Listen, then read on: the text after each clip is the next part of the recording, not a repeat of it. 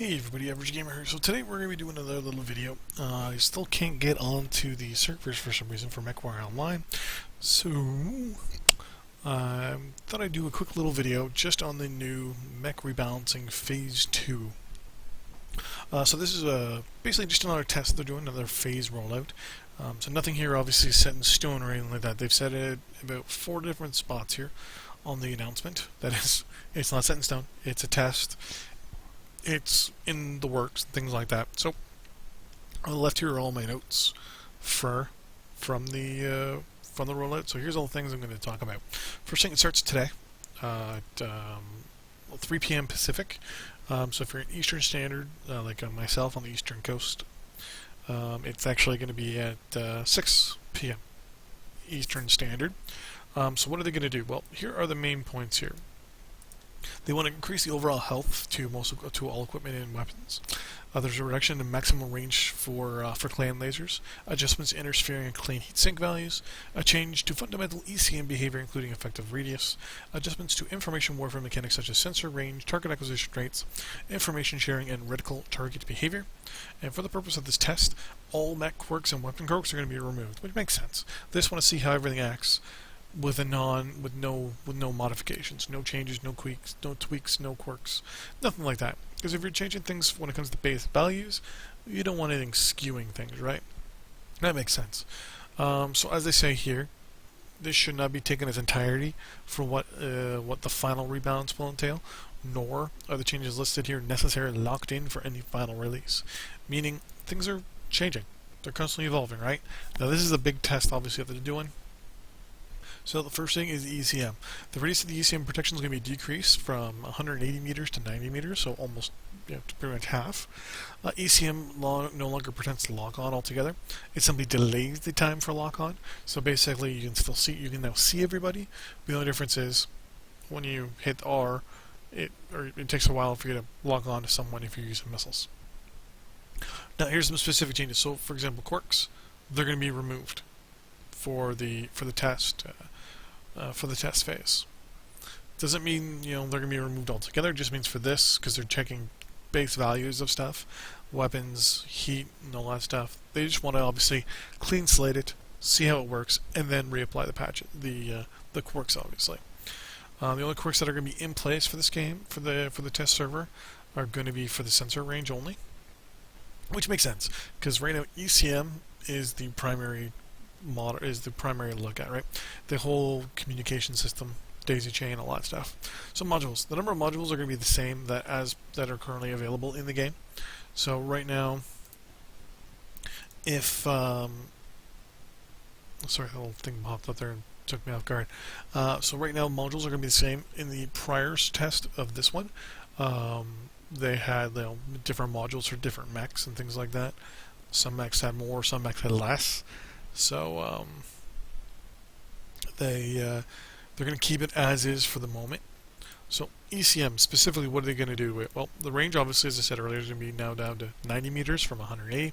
ECM no longer prevents lock-on. It only delays the amount of time to lock on by roughly 3 seconds. Target lock delay is provided from the ECM and can still be overridden by the usual NARC, tag, Beagle Action Probe, PPCs, and ECM in counter mode.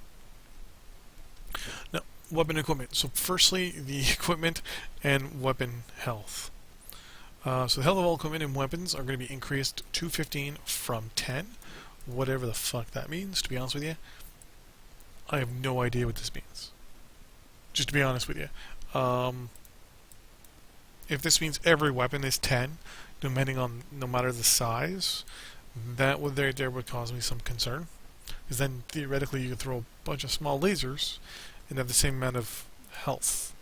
So that, I think they would need to kind of explain a little bit more, as well as all this stuff here with the heat sinks.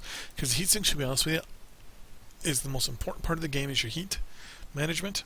That's also the most understanded, especially for myself. So right here, chassis with single heat sink cooling rate increased by 1.1, and equipment equipped single heat sinks increased cooling by 1.1. So this tells me right here that if you have a single heat sink on, they're checking to get the cooling down if it's on an engine or if it's somewhere else like arm, leg, torso, whatever. the cooling rate will be increased by 10%. Chassis with single heatsink heat capacity will be increased by 10% as well. Well, from 1 to 1.1, so 10%. So that tells me you'll be able to have 10% more heat and a up to 20%. 20% heat cooling rate, I'm assuming. So like I said, I don't quite make sense. Like, I know this basically tells me the rate of the cooling will be increased. This one tells me the overall amount, the capacity, the amount your mech can hold before it overheats will be increased. Same here with the capacity of the double heat sinks, they're increasing them. But the cooling is at an overall, so it's an increase of 20% in total. Well, actually, no, it's still an increase of 10 because they used to be 2. Now it's 2.2, so it's still a 10% increase. But my question is that per heatsink? Or is that just generic? Clan double heatsinks, cooling rate will be increased by a little bit from 0.15 to 0.14, and clan double heatsinks will, the overall capacity will be reduced. So here, clan mechs will cool faster, but have a lower threshold, which isn't bad. And then the inner sphere will have a higher threshold and a higher cooling. Because one thing I've noticed is clan mechs definitely do have heat cooling issues. Not so much, like, I know I can fire off tons and then heat up, but then once I've maxed out my Timberwolf or any of my other clan mechs, it takes forever for the heat to go down. Overall, clan maximum ranges for the lasers have been reduced by 40%. Something tells me that's going to be changed, because that's kind of crazy, 40%. Weapon and target reticles. Target will no longer flash when a hit is detected on a mech that is not locked on, meaning that if you hit someone and your target reticle goes red right now, in the future or during this test on the in the test server here, if you hit someone and you're not locked on, it doesn't do anything. It won't do anything. It won't flash. So you don't even know if you hit someone unless you lock onto them. Which brings up this next part. It's now forcing you to lock onto people. Which means, for example, lasers will not do full damage when striking a mech that is not target locked from a range greater than 60% of the laser's maximum range. Meaning that if they're far away and you don't lock onto them and you hit them, you're not going to do that much damage. It's going to go lower and lower and lower. So basically they're making you lock on, they're forcing everyone to lock on. If you're not locked on, which makes sense, because it's this, the way the systems are, right? It's pinpoint damage and things like that. It's kind of, they're making it a little harder to hit people. Basically, they're trying to increase the amount of close combat and what they're calling time to death, meaning that from the time you drop to the time you die, they're trying to increase it. So health's going up, and weapon effectiveness is going down when not locked, and at long ranges. Sensor ranges. So this obviously is the big one. All mechs start with a baseline sensor range of 500 meters. Though through the application of sensor range quirks on a per variant basis, individual variants can receive an increase to their baseline sensor ranges. Post-quirk sensor ranges will generally fall into the value ranges below according to the weight class. So light mechs, 900 meters. Medium, 800. Heavy mechs, 700 meters to 750 meters. And then last but not least, assault mechs, 500 meters to 650 meters. And then target acquisition rate. Target acquisition rate for all mechs during the test will be phase is 0 seconds. The target acquisition rate can be quirked on a per variant level. There's no target acquisition rate quirks in place for this test phase, meaning that right now, if you hit R, you just lock onto them no matter what. Target acquisition rates are affected by ECM. So now, theoretically, if no one has ECM and you lock onto them, it's immediate. You hit R, boom, you're onto them. It's one of those things where it's just You hit R, boom, they're on there. You're good to go. If they're under ECM, you click on them, then it takes a little while. Target acquisition delay caused by ECM for all mechs during text phase is 3 seconds. So, to lock onto someone with no ECM, it's immediate. If someone has ECM, it takes 3 seconds. Kind of like how it is now, almost. When someone doesn't have ECM. Which makes sense. If you see someone, they're running in a lake, I shouldn't have to hit R and sit there and wait for my missiles or whatever to log on to the guy. It should be immediate, because the guy's open. He's in the middle of nowhere. There's nothing stopping me from locking onto him except for a slow fucking CPU on my fucking computer or something. Like, sitting on my targeting computer sitting there going, oh, okay, hold on 1 second. No, it should be literally immediate. Even modern weapons nowadays, you put in a target, you tell it to hit it, it goes, okay, within seconds. There's no longer this, Top Gun weapons slowly locking onto someone. And then last but not least, target information sharing. Target information sharing is now based on the distance between the target and the first teammate, then from the distance of that teammate for all other teammates. Basically, daisy chain. If you know what daisy chain is, it's a common military term. So, everyone has those ranges. It's basically like a communication network. One thing you can always do to really disrupt the enemy now, or the other team now when you play this, is to look to see where they all are and try to put holes in the daisy chain. So, for example, lights go up, they see everyone. The mediums are there to pass on the information back to the heavies and the assaults. So it's kind of like you're kind of playing telephone almost. Group A of the lights move up, find all the bad guys, communicate that information to the mediums and anyone else in range with their communication network, and then that communication network, or basically the the information, is spread through all the mechs depending on how far away they are from friend or foe. If, for example, say there's 5 guys up at the front, and there's 2 mediums in the middle, and then the rest is at the back, and and there's a whole bunch of LRMs and all that firing from the back.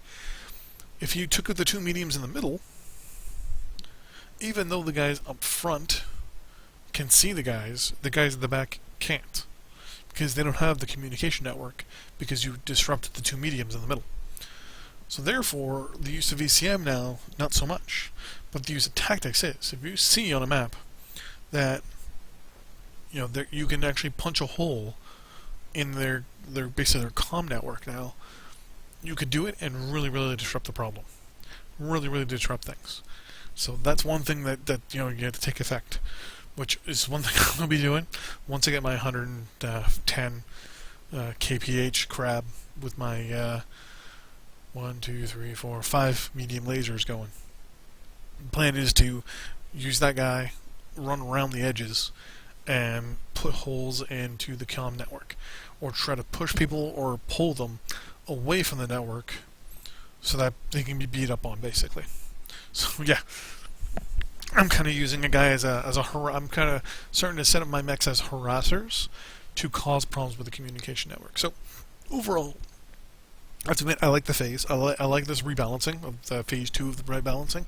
How they're really putting the emphasis on the daisy chain, aka communication networks, are working together, and then B, the heat sink modifications, kind of, if I understand them, and then obviously C, the clan weapons. Now, I run clan tech, and I run Inner Sphere, so I'm not being biased in any way. I'm just saying will bring the game a little bit more fun, because then you want people with clan tech, and I do it as well. Shooting people from far away, and then hiding. Shooting people from far away, hiding, basically sniping. And then the Inner Sphere guy basically has to sit behind a ridge. You sit behind your side of the ridge, and whenever they sit there and they go to poke up, you shoot them and then hide. Shoot them and then hide. So, the whole shoot and scoot kind of gets taken down a couple pegs now, where now the 2 of you have to be a lot closer. On top of that, now you have to lock on to people to get the full percentage of hits registered on them, so you do full damage.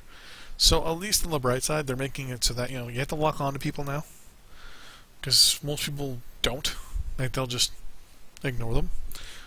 And now, on top of that, with the range decreases in heat sinks, Inner Sphere mechs will be putting more rounds down range.